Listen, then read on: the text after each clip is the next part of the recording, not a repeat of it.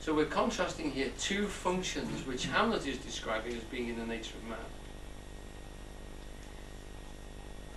In the Shakespearean canon, like the Bible, if not dialectical, this man being is not a simple statement of the best.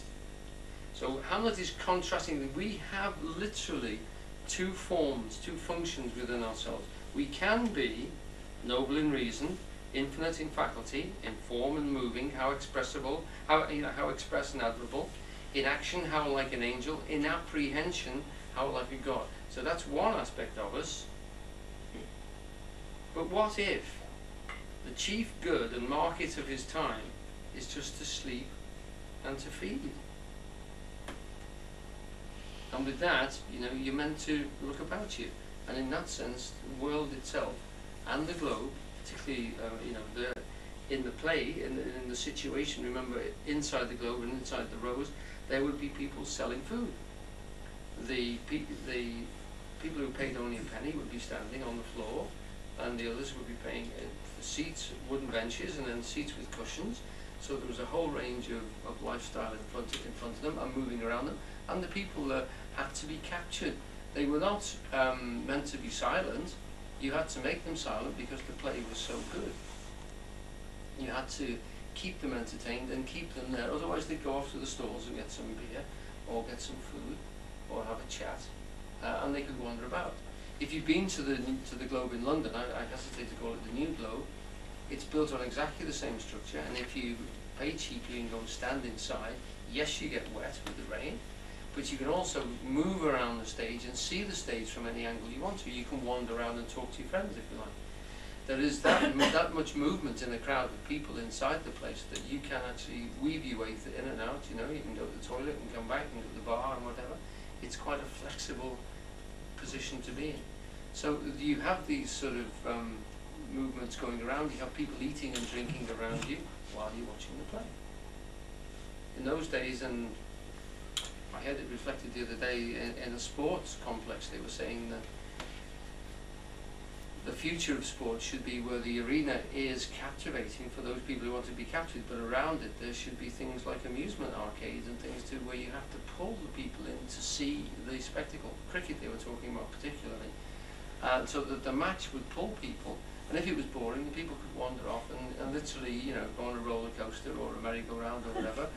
And particularly with people of different ages, and they're talking obviously of teenagers and stuff, they want them to get into the practice of coming to the play, getting to know cricket, but not to see it as a trap that somebody has brought them to, so that they can go off and entertain themselves and then wander back and watch a bit of cricket, or come back when it's got more interesting, or when there's a bit more tension, which is an interesting idea, rather than being locked into something which you might not be interested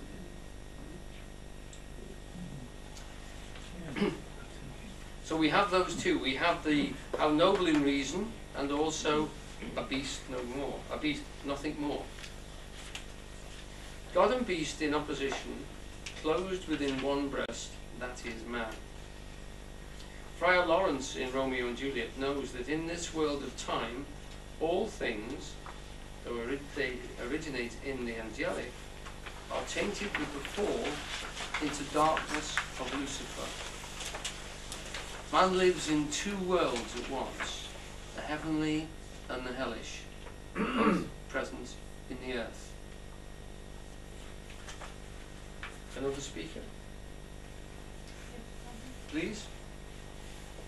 Two such opposed foes encamp them still in two such opposed foes encamp them still in man, as well as herbs, grace and rude will.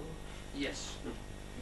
Actually read that, and that sort of stumble is almost forced on you, because what happens is, Shakespeare, we were saying about playing about with the verse, Shakespeare has run the line through the end of the line, so he's taken the iambs, if you like, and playing about them. He's not giving you a full stop or even a comma at the end of that line, so you have to continue and then stop after one more foot.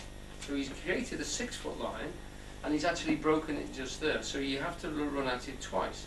That creates a bit of the tension that we were talking about, and it makes that sound much longer, especially when you have to stop as well as herbs, grace and rude will, and then the semicolon.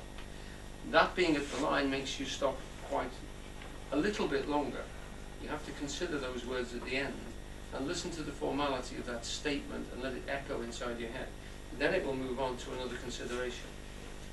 So those forms are the way a poet will pull about with that structure, that skeleton, that rhythm of the music, if you like, of the line.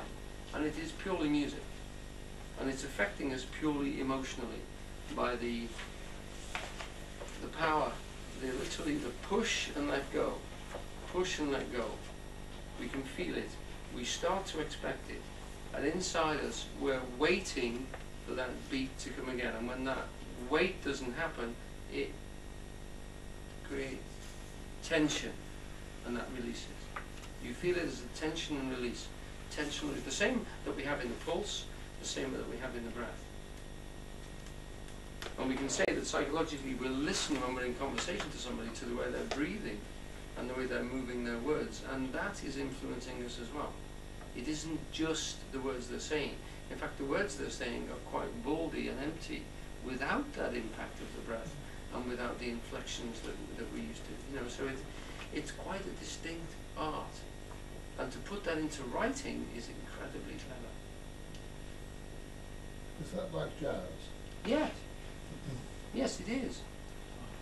And when you think with jazz, usually, well, I mean, and I'm not talking here as anybody who knows anything about it,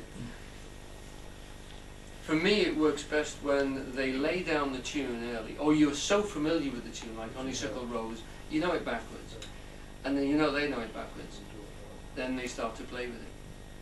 And I'm also waiting to hearing the chord or the little lines that tell me that we're still on Honeysuckle Road. There's still going to be a few lines of it to keep me in the frame. And sometimes they go too far away from me, and it's this, I've lost the whole feel of it. So yes, I completely agree with that. And it is, and with free verse, sometimes with the modern form of free verse, where there's no rhyme and there's no iambs there to hold it, there's no rhythmical structure, it becomes very difficult to hold it as poetry. Very difficult to analyze it as poetry.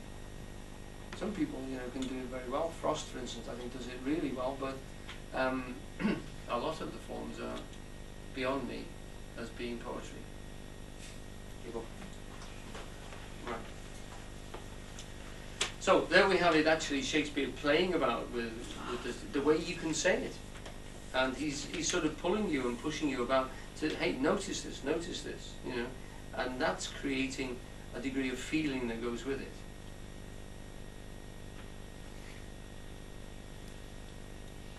Now, we've got to talk about a little bit here with the structure.